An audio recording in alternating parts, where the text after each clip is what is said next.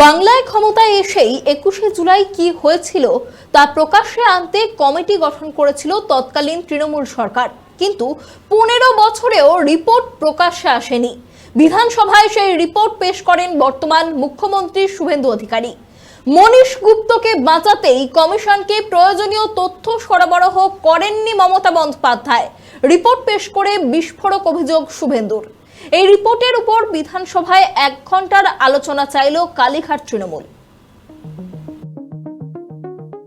মন্ত্রিসভার সদস্য মনীশ গুপ্তকে বাঁচাতে কমিশনকে প্রয়োজনীয় তথ্য সরবরাহ করেননি প্রাক্তন মুখ্যমন্ত্রী মমতা বন্দ্যোপাধ্যায়। বিধানসভার অন্দরে দাঁড়িয়ে এমনই বিস্ফোরক অভিযোগ করলেন মুখ্যমন্ত্রী শুভেন্দু অধিকারী। এদিন বিধানসভায় সাক্ষীদের তালিকাও তুলে ধরেন তিনি। আইন অনুযায়ী প্রয়োজনীয় যথাযথ নির্বাহী তদন্ত এক্সিকিউটিভ ইনকোয়ারি হয়েছিল বলে কমিশন মনে করে না।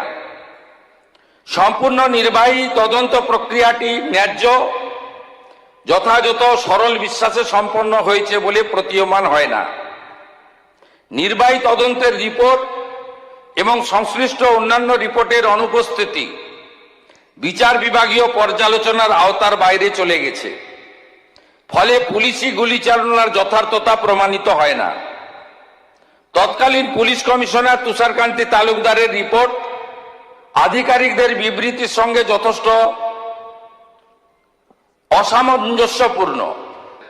মহাকরণ থেকে সমস্ত প্রাসঙ্গিক নথিপত্র কেন পাওয়া যাচ্ছে না তা গ্রহণযোগ্য বলে মনে করা হয়নি। তখনকার মুখ্যমন্ত্রী কে ছিলেন, যিনি কালকে কালীঘাট তৃণমূলের কর্মসূচিতে হয়তো যাবেন। তিনি তথ্য সরবরাহ করেননি, তিনি একটাও নথি দেননি, কারণ ওনার পাওয়ার মিনিস্টার ফেঁসে যাওয়ার প্রভূত সম্ভাবনা ছিল। শহীদ পরিবারগুলোর ক্ষতিপূরণ নিয়ে সমালোচনা করে মুখ্যমন্ত্রী কমিশনের সুপারিশ উল্লেখ করেন। কমিশন নিহত 13 জনের পরিবারকে 25 লক্ষ টাকা এবং আহতদের 5 লক্ষ টাকা করে দেওয়ার সুপারিশ করেছিল, কিন্তু তৎকালীন সরকার নিহতদের মাত্র 2 লক্ষ এবং আহতদের 15,000 টাকা দিয়েছিল। ভুক্তভোগী পরিবাররা যদি বর্তমান সরকারের কাছে ক্ষতিপূরণের আবেদন করতে চান, সেই সুযোগ দেওয়া হবে। মুখ্যমন্ত্রী হিসেবে আমি সেই ক্ষতিপূরণ দেব বলে জানান মুখ্যমন্ত্রী। আন্দোলনে ভুক্তভোগী পরিবারগুলির উদ্দেশ্যে এদিন মুখ্যমন্ত্রী বলেন, আপনাদের ব্যবহার করে অনেকে এমপি, এমএলএ, মন্ত্রী বা মুখ্যমন্ত্রী হয়েছেন, হেলিকপ্টারে ঘুরেছেন, দুবাই, সিঙ্গাপুর, আমেরিকায় চিকিৎসা করিয়েছে। আপনারা মৃতদের দিয়েছেন 2 লক্ষ করে টাকা আর আহতদের দিয়েছেন 15,000 করে টাকা। লজ্জা লাগে না? আমি এই রিপোর্ট পেশ করে আহত এবং ক্ষতিগ্রস্ত পরিবারকে বলবো, আপনারা যদি ফ্রেশ এফআইআর করতে চান, সে সুযোগ বর্তমান সরকার দেবে।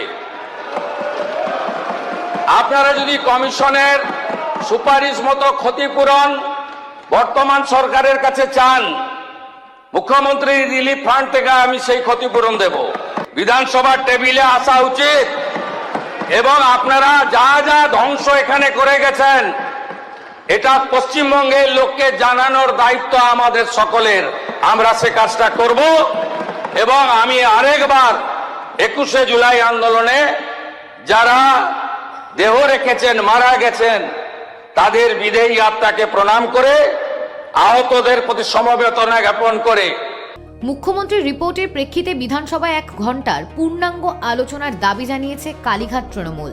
শোভনদেব চট্টোপাধ্যায়ের দাবি করেন যে মমতা বন্দ্যোপাধ্যায় শহীদদের পরিবারকে অনেক সাহায্য করেছেন এবং তাদের পরিবারের সদস্যদের চাকরিও দেওয়া হয়েছে।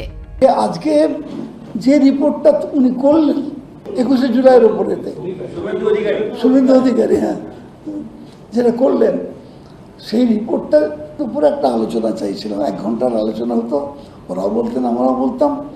কারণ এই রিপোর্টটা তো 100% রিপোর্ট নয়, তার থেকে কিছু কিছু তুলে তুলে নিয়ে বলা হয়েছে। তো সেটা সত্য মিথ্যা যাই থাকে, আমরা সেটার ব্যাপারে আলোচনা চাইছিলাম যে এই বিধানসভা চলাকালীন যেদিন খুশি আপনার, কালকেই দিতে হবে কি আজকেই দিতে হবে, এরকম কোনো কথা বলিনি।